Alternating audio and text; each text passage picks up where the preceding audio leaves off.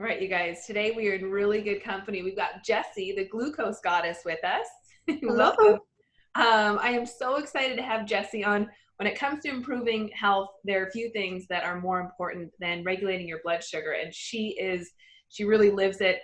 She's such a guru when it comes to blood sugar regulation. So I found her a couple weeks on Instagram, jumped on her account, and 2 hours passed just like that. I could not get enough of all the goodness that's on there. So thank you so much for your time today and sharing this super important message with us. Welcome, and tell us, Jessie, just a little bit about yourself, how you got into blood sugar stuff, and then we'll get into the questions. Yeah, thanks for having me, Kate. It's funny because just this week I got this notification on Instagram that said, look at your post from 1 year ago. And it was my first ever post. Wow. It was my first ever glucose graph. And I'm just so amazed at how quickly this community has grown and how interested people are in this very bizarre topic and all of these glucose graphs. Yeah, I love it. Yeah, it's amazing. And I'm super glad you found it all. I can tell you a little bit about myself. So I'm French, grew up in France. I've been in the US for the past 7-ish years now. And the reason I got sort of obsessed and fascinated with health was because when I was 19, this awful thing happened to me. I was on vacation and I jumped off a waterfall and one of my vertebrae just shattered from the impact on the water. Yeah, just freak accident. But it completely opened for me, this new interest in my life, which was taking care of my body and the health of the body. And I think a lot of people who get into this, especially young, they come from a trauma, something happened to them that made it really interesting. So this led me on a really interesting path of figuring out how I can best take care of my body, and nutrition was very clearly such a huge pillar of that. And so I tried so many things. I was vegan, I was keto, I did a master's degree in biochemistry. I was like seeking answers. And I landed essentially on glucose regulation because one, it is so freaking important. And two, it's fascinating. And so I've been wearing one of these little guys, this glucose monitor, for about a year now, testing everything under the sun on myself and sharing everything with people. And I think it's been really helpful. And I'm really excited to be talking about it with you. Oh, it's such an important topic, Jessie. And my favorite part about, regulating your blood sugar is stress is such an epidemic, and there's so many things that we cannot control, but the effects of glucose on our body are one of the biggest forms of stress that we're all up against today. And so this is one area that we have a lot of control over. And so it's just so empowering to know what are some small things we could do. What are some food? These things are in our control rather than, we're feeling so out of control, especially with COVID-19, this pandemic that we're seeing. But this is an area that we can really work on. Let's just talk a little bit about what blood sugar is, what insulin resistance is, and we'll kind of dive in. Yeah, for sure. So the technical scientific term for blood sugar is glucose, right? So glucose is a molecule that is in your blood at all times, and the levels vary quite drastically during the day, which is why it makes it so useful to measure. And essentially, it's your body's way of getting energy and putting it everywhere that it needs to put it, to feed your muscles, to run your metabolism, etc. And so glucose levels, if they're deregulated and very high for a very long amount of time, you can develop type 2 diabetes. That's kind of the main disease state that people associate with glucose levels. But a lot of research is also coming out showing that elevated glucose levels over a long period of time can increase your risk of dementia or heart disease. Yeah. So prevention-wise, like type 2 diabetes, heart disease, dementia are the big ones. But then, sort of on a day-to-day basis, fluctuation in glucose levels can have a lot of really interesting impacts on your mood, on feeling like a huge sugar rush, or feeling a craving, or feeling sleepy, or feeling like anxious or moody or hungry. Obviously, there's a big link between sugar levels and weight loss, and I can explain that in a sec. Yeah. And then just crazy things like hormones. People with PCOS find that regulating sugar levels helps with their symptoms. Skin. Lots of studies are coming out showing that big spikes in glucose create acne. I mean, it's just all over the place. And I think maybe one of the most interesting ones for people is the link between glucose and weight loss and weight gain.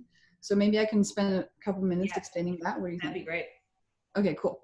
So when you eat a carbohydrate, you eat something, it goes into your stomach. Your body breaks down the carbohydrates into simple sugars, into glucose, right? At that point, the glucose goes from your stomach into your bloodstream, okay, as a way to deliver energy to your body.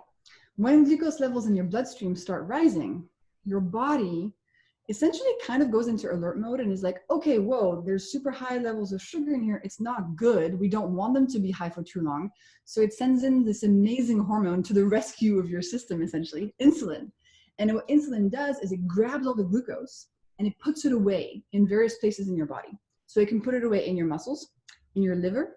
But when those are full, it takes the glucose and it puts it away into your fat cells. So one of the ways that your body has to deal with elevated sugar levels is by making you put on fat. So fat gain in that sense is almost like a defense mechanism.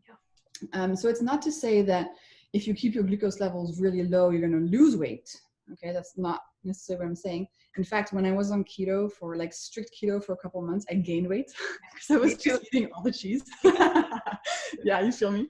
But there's a really big link there. And when insulin levels are elevated in your system, your body shuts off its ability to burn fat, right? Because it's storing fat. So there's a really interesting interplay there. Yeah. And it's not just food, right, Jessie? What other things have an impact? I know, sleep, all these other things that play a massive role, stress, emotional stressors. It's not just what we're eating, right? There's many things that affect blood sugar. So many things. I mean, you name it, it affects it, essentially. It's a very delicate molecule in our bodies. I think one of the biggest ones for me that was fascinating to figure out was the impact of sleep. Yeah. So I did this really cool test, and I do a lot of these very important tests for science. I ate chocolate in the morning, first thing. So I ate chocolate after, a really good night's sleep. And then I ate chocolate after like 5 hours of sleep. And I could see that the difference in the glucose response was just crazy different. When I was well rested, my body was able to deal with the chocolate in a much more moderate way, and it didn't affect my glucose as much as when I was tired. So you have sleep, you have stress, and we're talking about stress, I think, in lots of different levels. Like it can be chronic stress, it can be acute stress. Like if I'm doing a presentation in front of 400 people, I check my glucose levels after, and it has shot through the roof. Yeah. Right? Yeah. The reason for that is our bodies, when they're experiencing stress, they think there's a lion running after us, right, in the forest. And so one of the ways your body prepares to run away from the lion is by dumping a bunch of sugar in your bloodstream so your muscles can use it. So it's just super fascinating. Yeah, lots of cool stuff. So yeah, I would say stress, sleep, exercise. The more you exercise, the better your blood sugar control is. And then obviously, I mean, the big one is what you eat and what you drink. We can't deny that that's kind of the main thing. The main thing. So as far as what we're eating, Jessie, as far as the diet part, what are some tips you can give us just in general about either timing meals or pairing foods together? Super fascinating question. So let's see, there's a bunch. I'm going to start maybe with my favorite one, which is, and it's actually the first graph I ever posted a year ago. So I love pasta.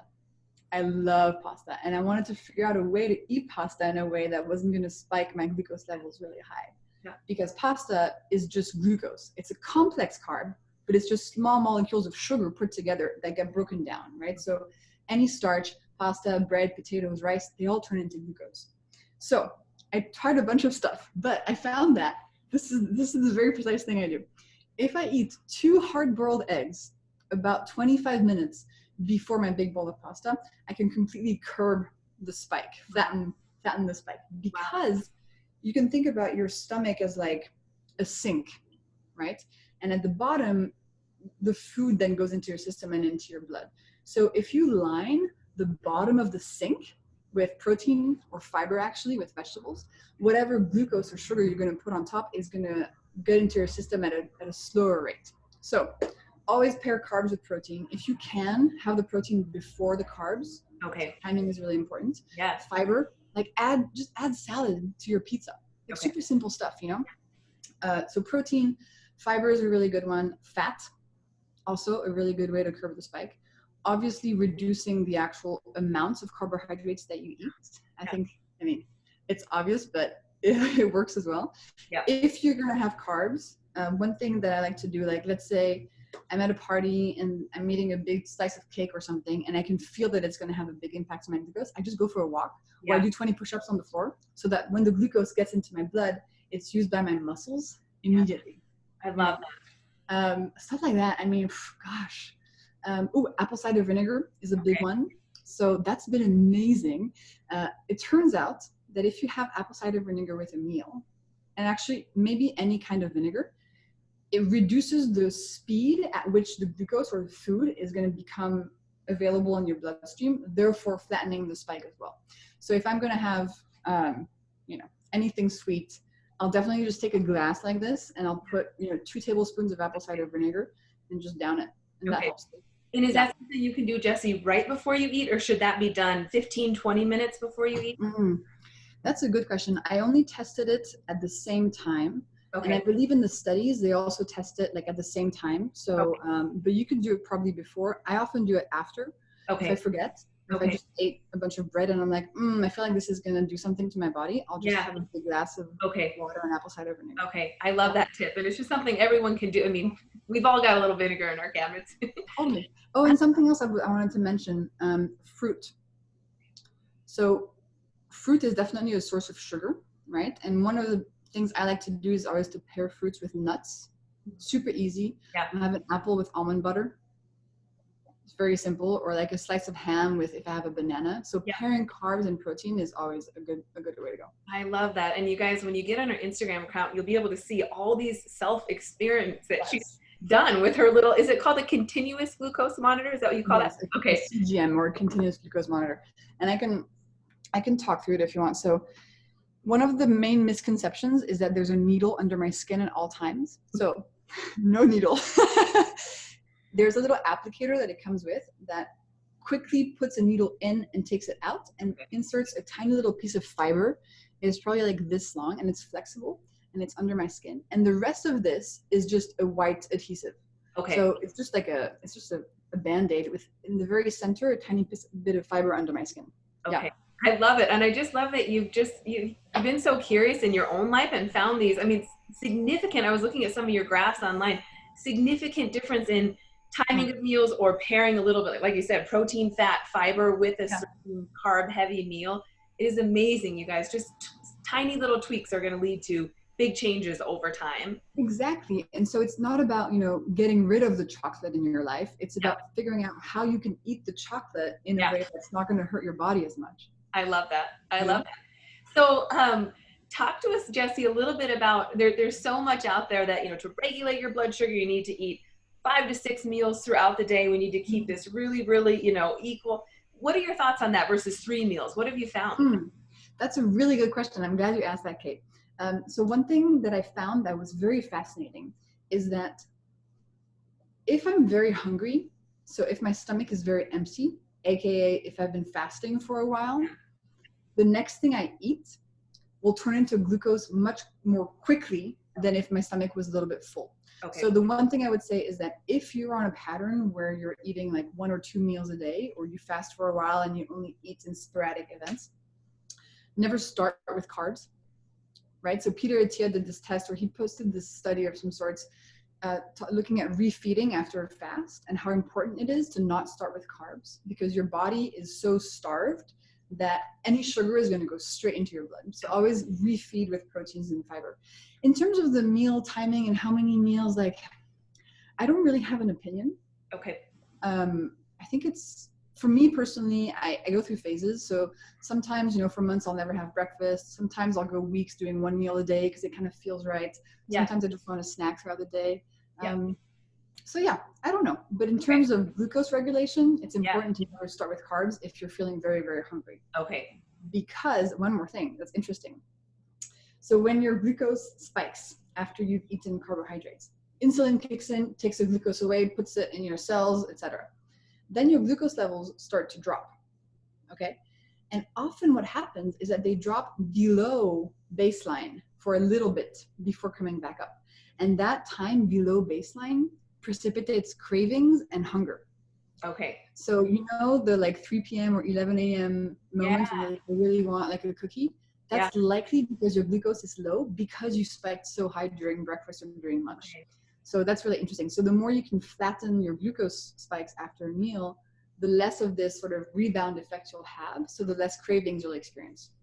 That's so helpful. Is it fair to say, Jessie, say if you had a really carb heavy meal And then right after, I have a lot of clients that really struggle with those sugar cravings right after, like they just want a piece of chocolate or they want something sweet. Is that safe to say that their glucose got so high that it's creating that rebound effect?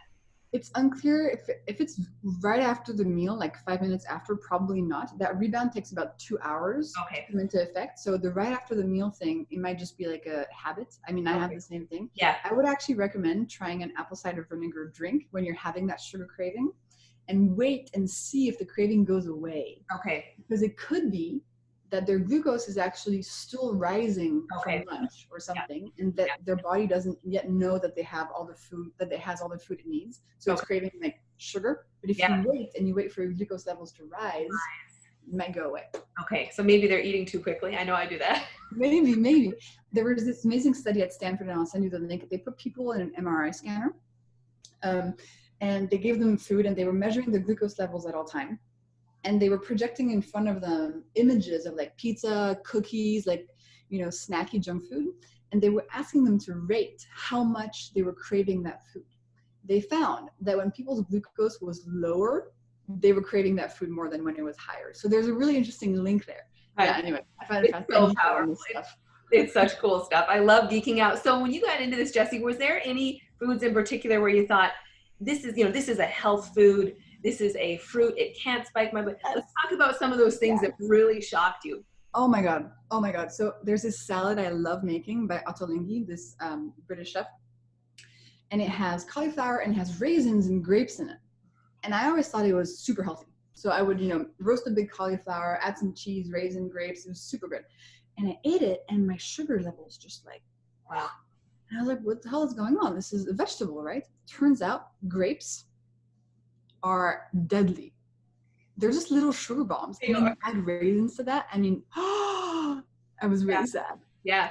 Grapes for me was so shocking. So shocking. We just don't think of these. We just think it's a healthy food. How can it be bad for our health? But we got to really be careful there.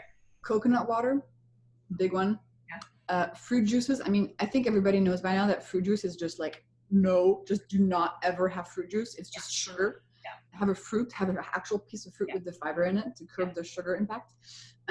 What else? I mean, it was interesting to see how any type of starch really just turns into glucose. So even if you think about something like a sweet potato, sweet potatoes have this healthy reputation. Turns out that they're actually sweeter than regular potatoes, which I did not know. And so a sweet potato will spike my glucose more than a regular potato. Okay. Yeah. Lots of interesting stuff. But I mean, I can't even remember the millions of things I found. You'll have to go back and look at all my graphs. Oh, you just have to get on our site, you guys. You'll get lost. And the graphs are just so helpful because you go, oh, I can have a little vinegar before my meal. And you'll see that curve just go way down. Yeah. Such easy stuff to apply.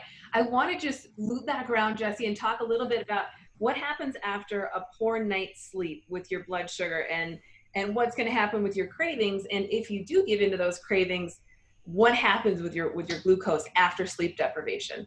Yeah, a really good question. That was one of the main things I learned about myself. So when we're tired, our body is not very good at regulating glucose levels. Okay, it's just not in tip-top shape. So, but also when you're tired, you usually crave more sweet foods. So this is like the combo of death. So what happens is you wake up, you slept poorly, you're having a coffee and you're like, oh, I just really want a cookie because I'm so tired and I want it to wake me up.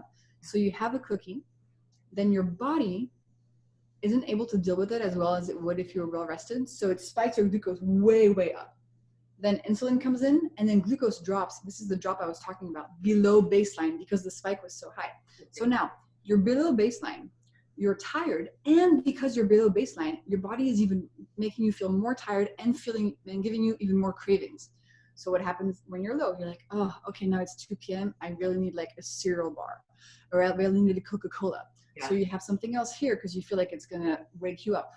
And then the same thing happens again.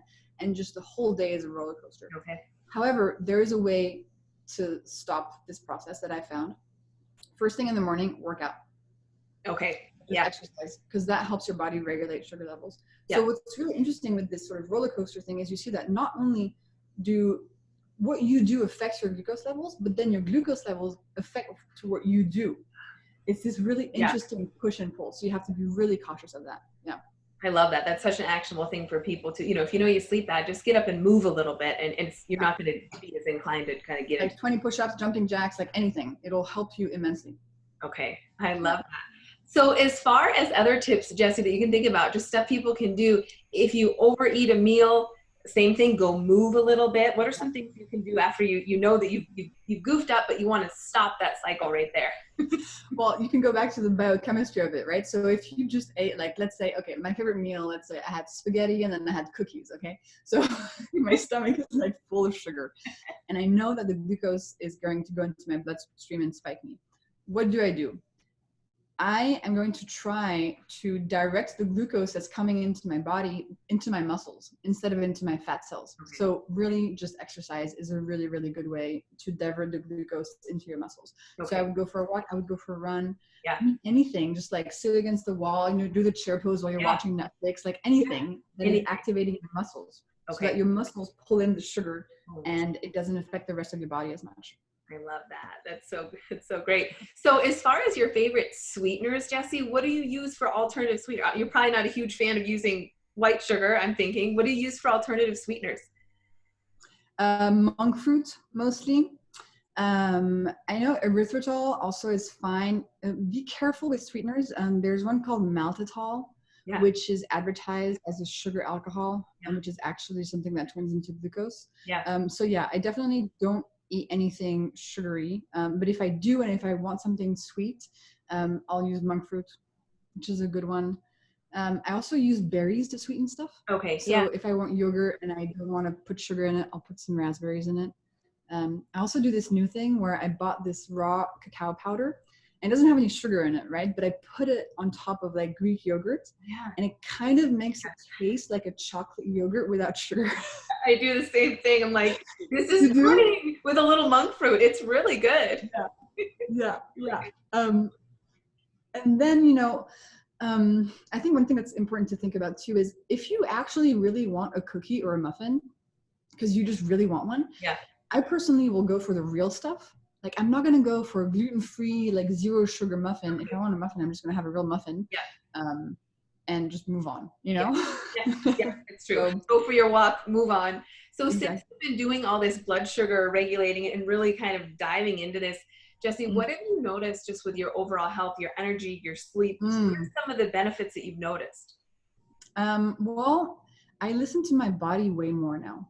I think I used to think that, oh, I need to have breakfast, or, oh, I need to have, dinner at this time. But now I feel way more connected to my body's actual needs. So I can I've almost started to be able to tell what level my glucose is at just by how I'm feeling.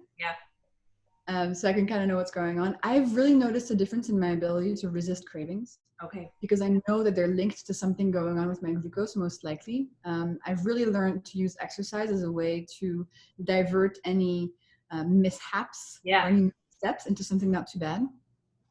And just generally, I feel really good. And I feel like I'm not being lied to anymore by misleading marketing. I feel like I can actually, if something is called healthy, I can actually test it and see what's up. And that is really, really, really empowering. And that's the community I'm trying to create on Instagram. I want to create a community of people who are testing all these foods, all these health foods, keto foods, etc., to actually just get proof of whether something is healthy or not. So Smart Sweets is an example. The candy company? Yeah. So I tested their sweets, and they're all about helping you kick sugar. Girl, like, that stuff spiked me like crazy. And I know they say that the response is different person to person, but many people have gotten in touch with me saying that it spiked their glucose levels too. And so if you're going to get a spike, you're going to get a drop, which is going to make you crave more sweets. So they're not helping you kick sugar, because then you get more addicted. So I'm all for transparency. That's what I'm trying to help with, I love that so much, Jesse. So do you recommend that people get one of those continual glucose monitors just so they know? Is that something that's helpful for a lot of your followers? Well, the problem is you can't actually get them in the US unless you have a prescription from your doctor. Okay, so take the prescription. Yeah, so speak to your physician. So I'm French, and when I go home, a couple times a year, I'll buy like 4 at the pharmacy, and that way I have some for myself. But I'm also happy to report that actually I've been working on something for a little while, And I can't really share too much about it right now, but in the next few months, you guys should be able to see some cool updates coming from me. I started a company called Sugar Mama, and we are building a product to help people lose weight through a glucose experience. So just stay tuned, that I'm super, super excited to be sharing this shortly. That is so exciting and just so empowering for people to see, because I think so many people feel like they're out of control and their body's not responding to what they think is a healthy diet. But it could just be pairing foods wrong, timing them wrong, having sugar after sleep debt, all these little things that will add up. Yeah. But at least then they'll be able to look at the data and say, well, here's why, here's what we can do.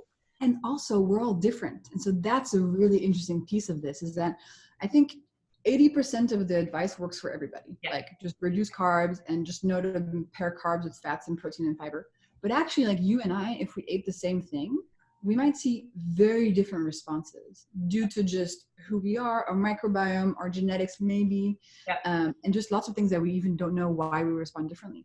But this is really cool because it can help me figure out, if I want to have something sweet, what is the best option for my body? Yeah. And that answer might be different for your body. Yep. I love that. That's such a good point. We're all so individual. Well, Jessie, thank you so much for coming on. You're so welcome. Love your message, and I'm so excited to share it. Thank you, Kate. You're the best. Thank you.